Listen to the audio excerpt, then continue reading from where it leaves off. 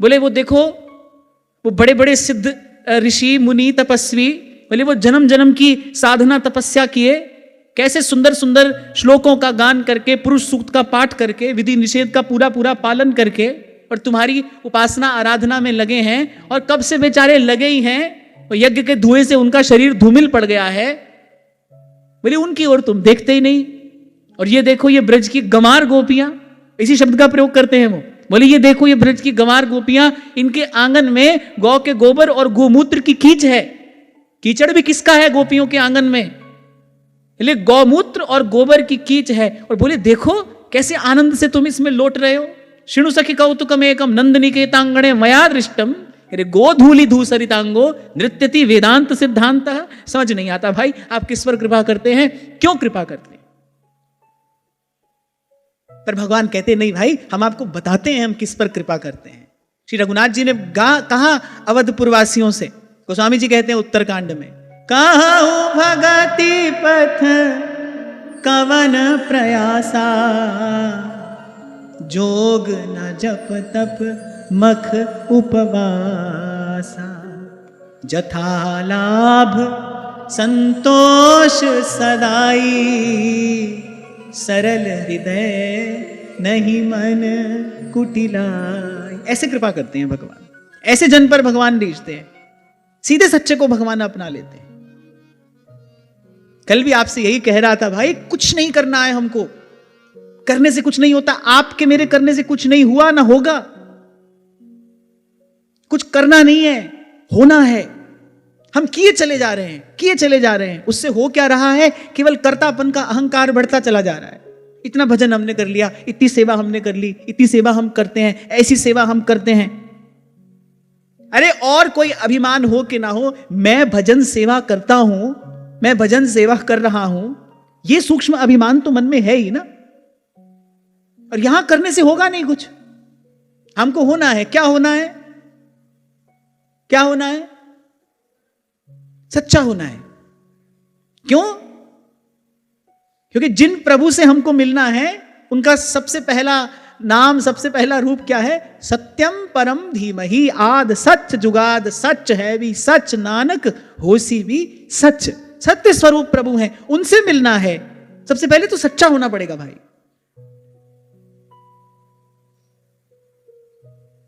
तो खैर यहां ये एक बड़ी सूक्ष्म और बड़ी मूल्यवान बात हमारे हाथ आती है। हम यदि भगवान को अपना माने तो भगवान को भी अपने आप को हमें देना पड़ेगा, हमारा मानना पड़ेगा। हम यदि प्रभु के बिना नहीं रह पाएंगे, प्रभु भी हमारे बिना नहीं रह पाएंगे। ध्रुव जी ने केवल अपने तप के बल पर ही तो भगवान से अभेद धारणा सिद्ध कर ली। एक हो गए भगवान से, भगवान की अनुमति नहीं मांगी, एक हो गए भगवान से। कैसे? अपनी दृढ़ धारणा के बल पे, अपनी मान्यता के बल पर। इसी का अभ्यास है भजन। धीरे धीरे ये धारणा दृढ़ होनी, मैं प्रभु का हूं। आप देखो पूरा जीवन अद्भुत ज्ञान वैराग्य पूर्ण उपदेश करने के बाद श्री स्वामी रामसुखदास जी महाराज अंत में कहां पहुंचे? बोले ये कहो भाई, मैं हूं श्री भगवान का और मेरे श्री भगवान, मेरे नाथ, मैं आपको भूलूं नहीं, मेरे नाथ मैं आपसे दूर ना रहूं। उन्होंने कहा भाई सब करना धरना एक तरफ, ये मान्यता एक तरफ है। और आप मान लो मेरी बात, जो किसी भी साधन से नहीं होता वो इस मान्यता से हो जाता है कि मैं भगवान का हूं, भगवान मेरे हैं।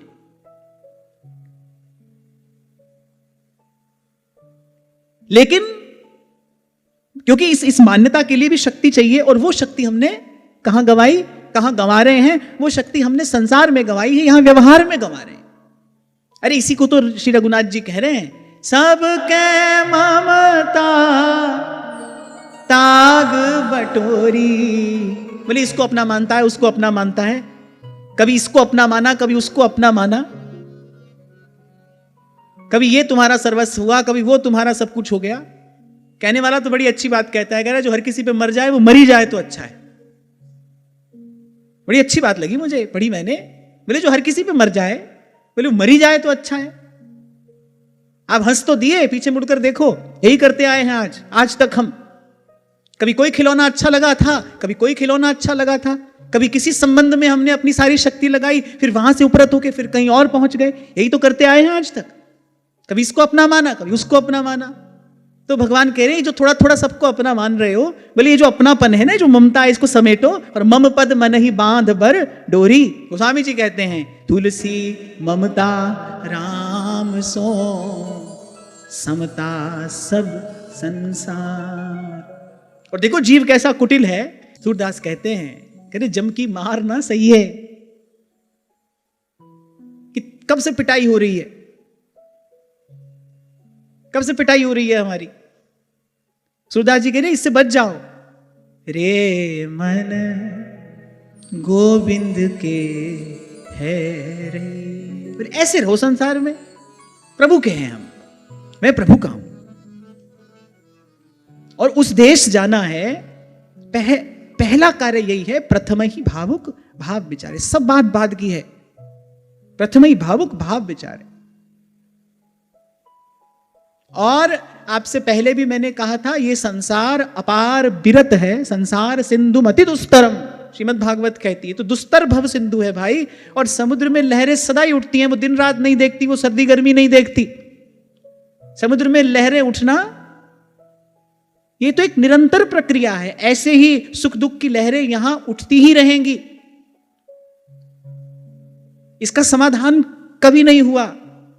कबीर तो यहां तक कहते हैं, बोले राम कृष्ण ते को बड़ा जिन धार्यो ब्रह्मांड। अनंत कोटि ब्रह्मांड नायक है भगवान। कह रहे राम कृष्ण ते को बड़ा जिन धार्यो ब्रह्मांड। बोले तीनों को यहां होता है देह धरे का दंड। संसार ने अपना स्वरूप उनको भी दिखाया। सिया जी का हरण मरण दशरथ का, बन बन राम फिरे रे विधना टारे नाही करे। भगवान वेदव्यास कहते कृष्णम वंदे जगत गुरु, वो जगत के गुरु हैं, और जो उनके घर के लोग हैं वही नहीं मान रहे उनकी बात। ये क्या है? तो भाई ये तो संसार का स्वरूप है। जो यहां आएगा वो यही देखेगा। अब बस जो बुद्धिमान होता है वो इस अनुभव से सीख लेता है, समझ लेता है, अपना काम बना लेता है। पीड़ा तो हमको भी हो रही है, दुख तो हम भी पा रहे हैं, क्लेश तो हम भी भोग रहे हैं, पर हम सीख नहीं रहे, समझ नहीं रहे। जो सबसे सरल कार्य है वो नहीं हो पा रहा। मान लेना है, बस मानना है। भगवान हमारे हैं, हम भगवान के हैं। मैं हूं श्री भगवान का, मेरे श्री भगवान। मंत्र की तरह रटाया करते थे श्री स्वामी जी ये बात। सत्संग के आरंभ में भी ऐसे हम भगवान का नाम लेते हैं, कीर्तन करते हैं, वो यही कहते थे, हाँ भाई बोलो मैं हूं श्री भगवान का, मेरे श्री भगवान। आरंभ में भी, मध्य में भी, सत्संग का विश्राम होता था तब भी उठते बैठते, बस मेरे नाथ मैं आपको भूलूं नहीं। अंतिम बात यही है, सार की बात यही है, काम की बात यही है, जिससे अपना काम बने वो बात भी यही है।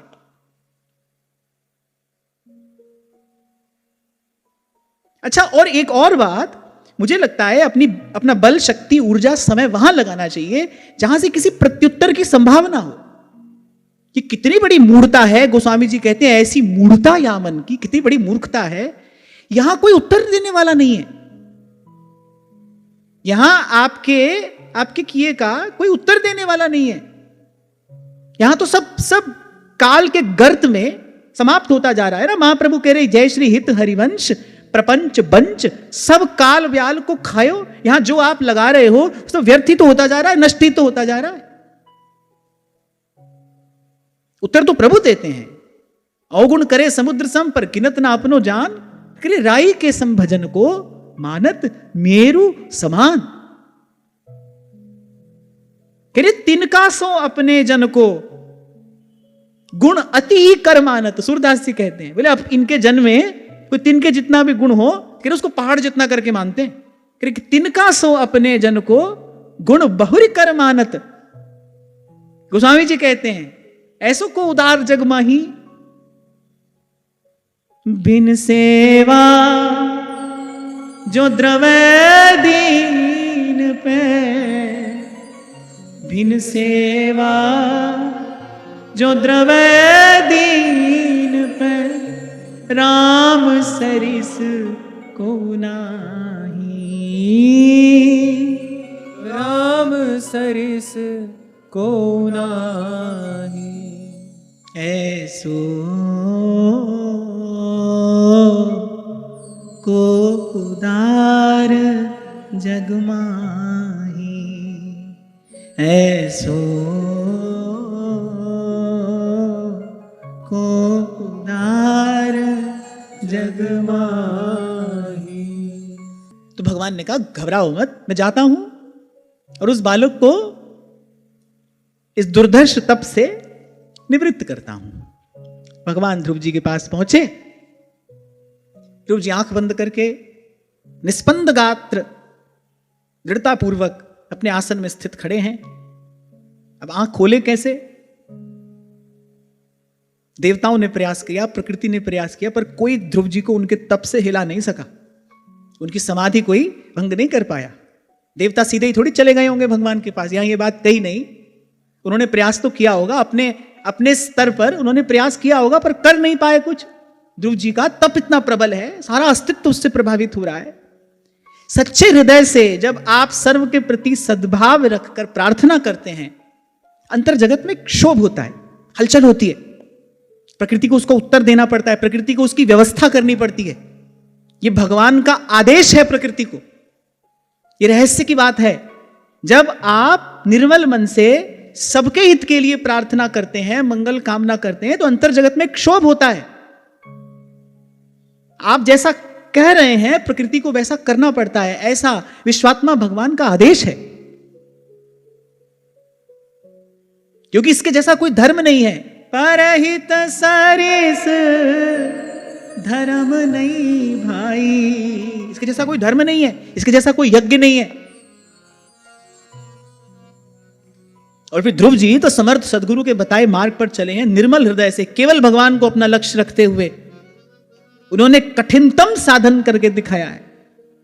कितना अद्भुत, कितना सुदृढ़ संयम है 5 वर्ष के बालक का। ये जो 5 वर्ष की अवस्था है, ये बहुत कुछ कहती है। आप देखो नन्हा सा बालक, कैसा अद्भुत उसका क्षात्र तेज है। 5 वर्ष की अवस्था में निर्भय वन में निकल पड़ा, अपनी मां से आशीर्वाद लिया और निकल पड़ा। स्वयं नारद जी कह रहे हैं, बोले बेटा नन्हा सा बालक है, खेलने कूदने की उम्र है, वन में बड़े बड़े हिंसक प्राणी हैं, तू तो महल से निकल कर आ रहा है और वन का जीवन तो अत्यंत कठोर है।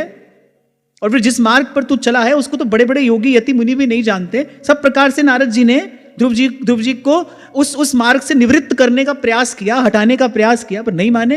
कितनी दृढ़ता उस बालक के मन में होगी। कैसा अद्भुत बल, कैसी अद्भुत शक्ति, कैसा शौर्य, कैसा पराक्रम 5 वर्ष का बालक दिखा रहा है। तो भगवान सन्मुख आए। अब भगवान को क्या करना था? कुछ नहीं। अब ध्रुव जी जिस मूर्ति का दर्शन कर रहे थे, क्या है ना, मंत्र जपते जपते वो जो मंत्र की मूर्ति है, जो मंत्र का देवता है, वो प्रकाशित होता है।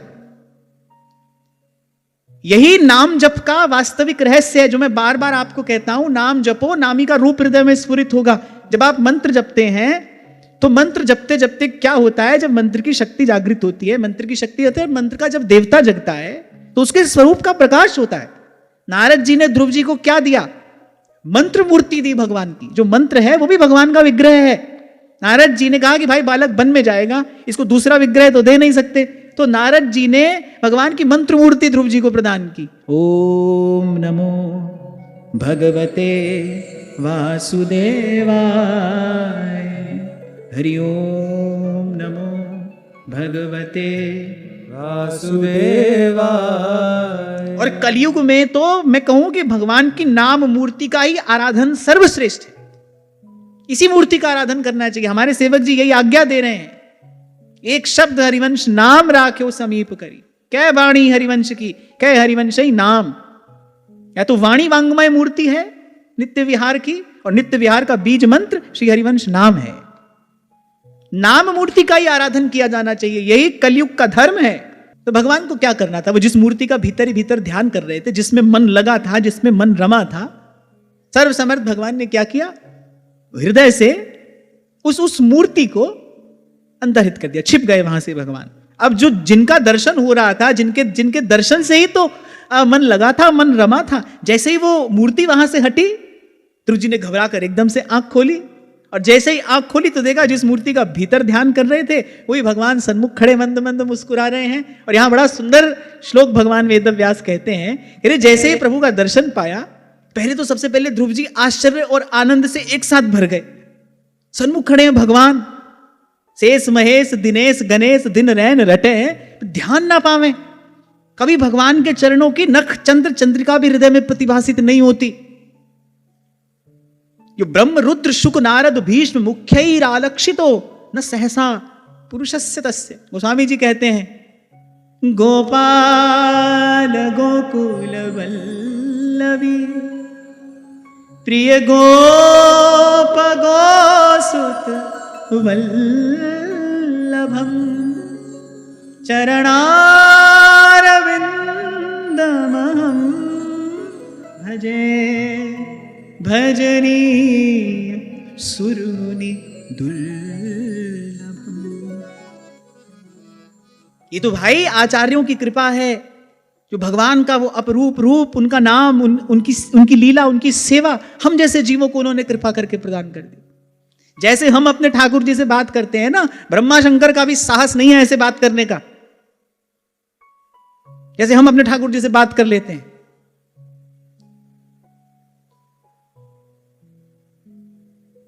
वो भगवान सन्मुख खड़े हैं,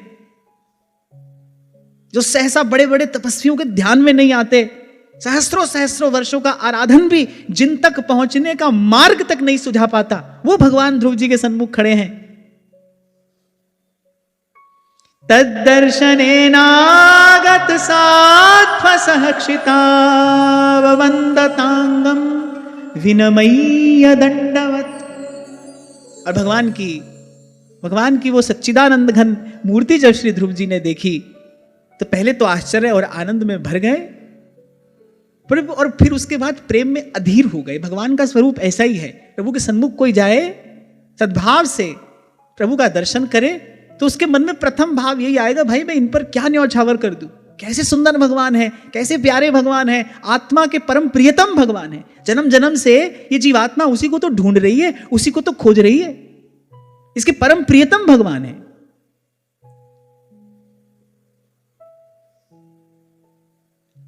श्री अयोध्या जी के स्वनाम धन्य प्रातः स्मरणीय श्री गोपालाचार्य जी महाराज, उनके मुख से हमने एक बार श्रीमद् भागवत का श्रवण किया। रास मंडल में जब श्री रास बिहारी सरकार प्रवेश करते हैं, वो जैसा उन्होंने रास बिहारी सरकार के रूप का वर्णन किया,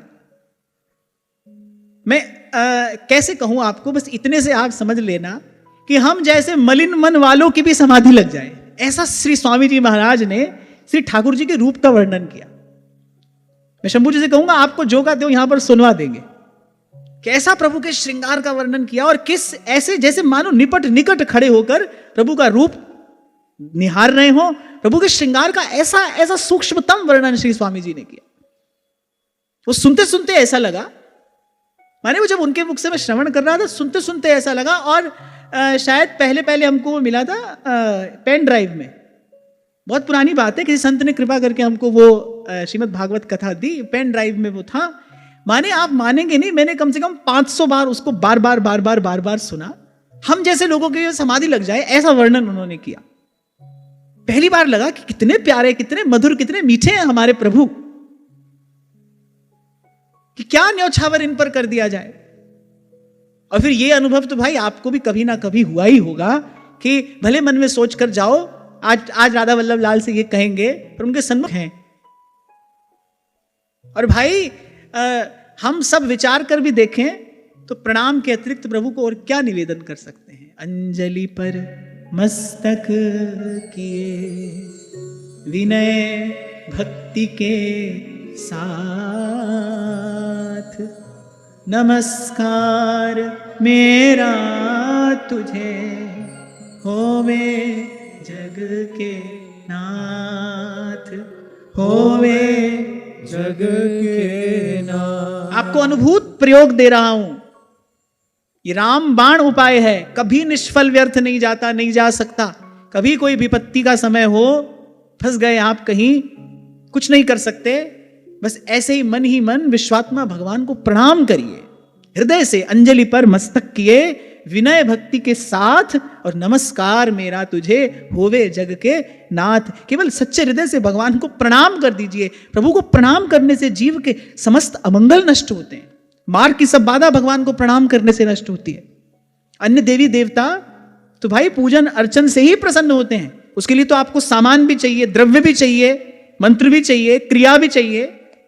पर यहां न जानामि योगम जपम नैव पूजा, न तो हम सदा सर्वदा शंभु तुभ्यम जरा जन्म दुःखौघ तातप्यमानम प्रभो पाह्यापन्नमामीश शंभो, प्रभो पाह्यापन्नमामीश शंभो।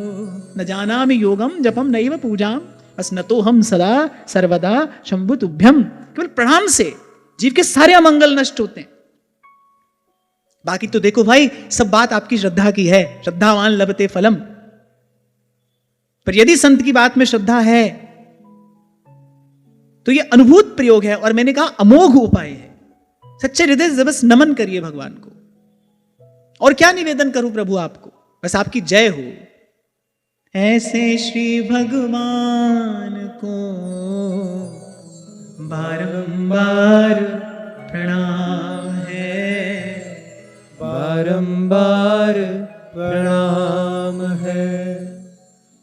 तद्दर्शनेनागत सात्व सहक्षिता वंदतांगम विनमय्य दंडवत दृग्भ्यां प्रपश्यन् प्रपिबन्निवार्भकश्चुम्बन्निवास्येन भुजैरिवाश्लिषन्। बोले कह रहे हैं फिर ऐसी प्रेम भरी दृष्टि से भगवान को देखने लगे जैसे मानो अपने नेत्रों से उस रूप समुद्र को पी जाएंगे। ऐसे देख रहे हैं भगवान। और आपको स्मरण हो, मैंने कहा था आप केवल प्रेम भरी दृष्टि से इनको निहारो, ये इनकी सबसे बड़ी पूजा है, ये इनका सर्वश्रेष्ठ आराधन है। भगवान के सब गुणों में जो सर्वोपरि गुण है ना, वो कि वो प्रीत की रीत जानते हैं, और केवल यही जानते हैं। महाप्रभु तो कहते हैं प्रीत की रीत रंगीलो ही जाने। ये भी नहीं, कह रहे केवल यही जानते हैं, प्रीत की रीत रंगीलो ही जाने। सूरदास जी कहते हैं कै जाने वृषभानु नंदिनी, कै जाने ये कान्हर कारो, प्रीत की रीत को पैणो ही न्यारो। इसलिए परमानंद स्वामी कहते हैं प्रीति तो नंद नंदन सो की जय, नंद नंदन सो की जय। तो यहां भगवान वेदव्यास कह रहे हैं कि ऐसे देख रहे हैं कि मानो नेत्रों से वो रूप समुद्र पी जाएंगे।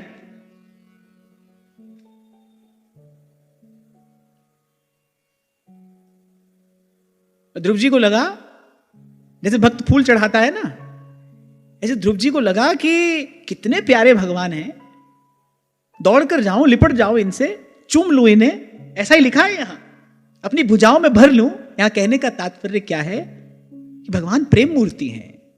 उनका दर्शन करके ध्रुव जी के हृदय में उस विशुद्ध प्रेम का उद्रेक हुआ, रोम रोम से बहने लगी वो प्रेम धारा।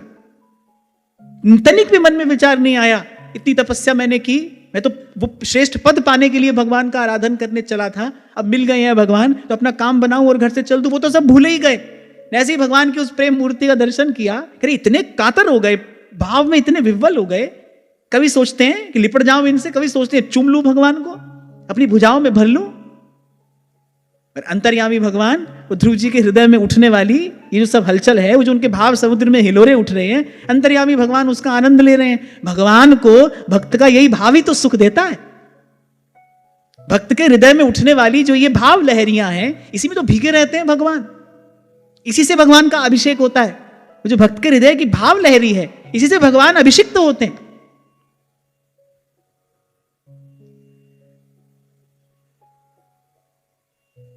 तो मन में तो ये सब उमड़ रहा है, पर करें क्या? बस ऐसे ही दोनों हाथ जोड़कर खड़े हैं, बस एक टक ऐसे ही भगवान को निहार रहे हैं।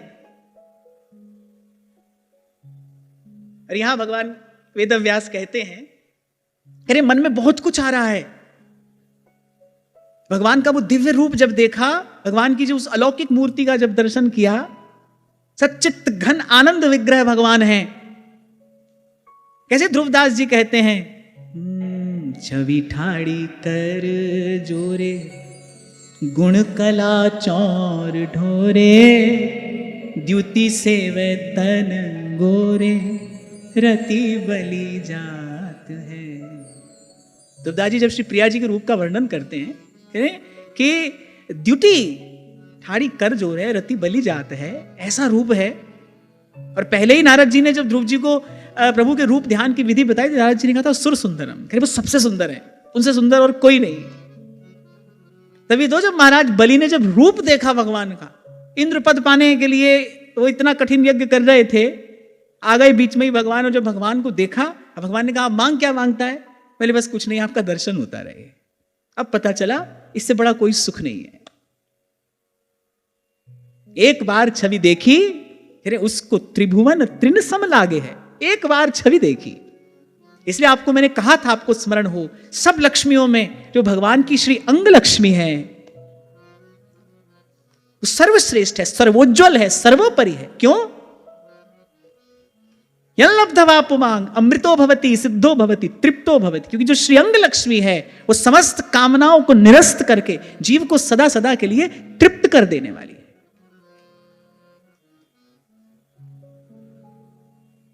सुर सुंदर भगवान है।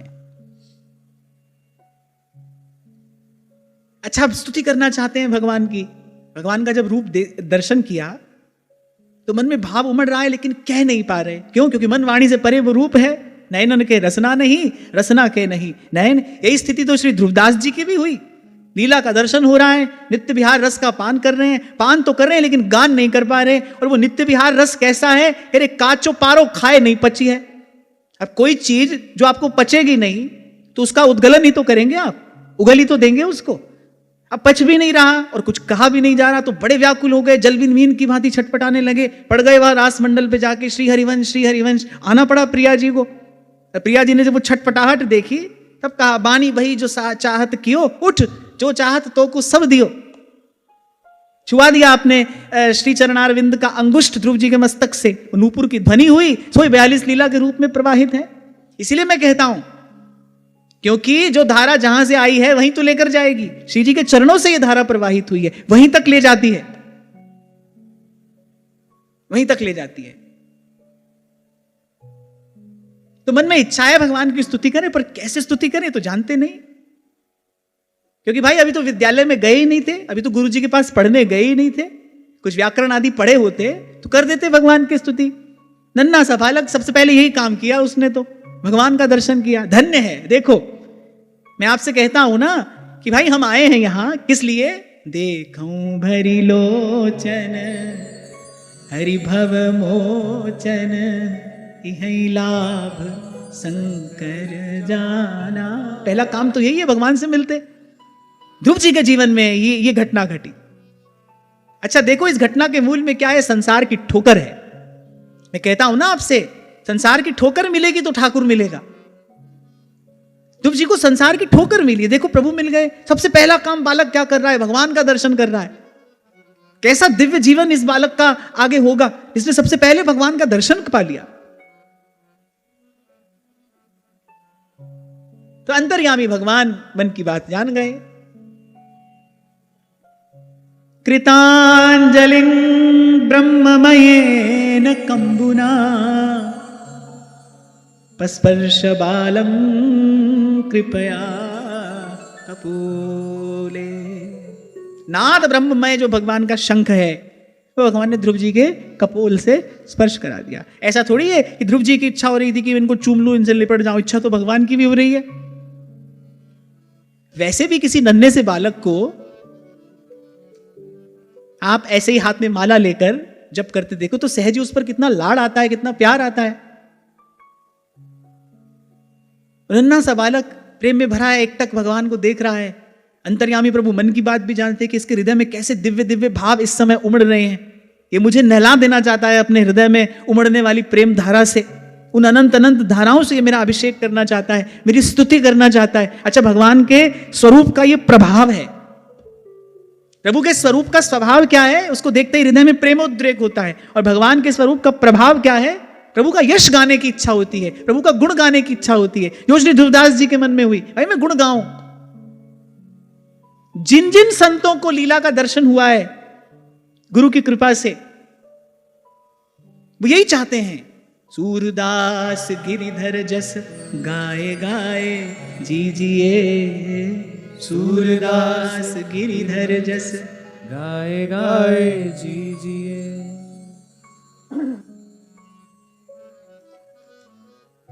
यहां भगवान वेद व्यास कह रहे, कृतांजलिं ब्रह्ममयेन कंबुना पस्पर्श बालम कृपया कपोले।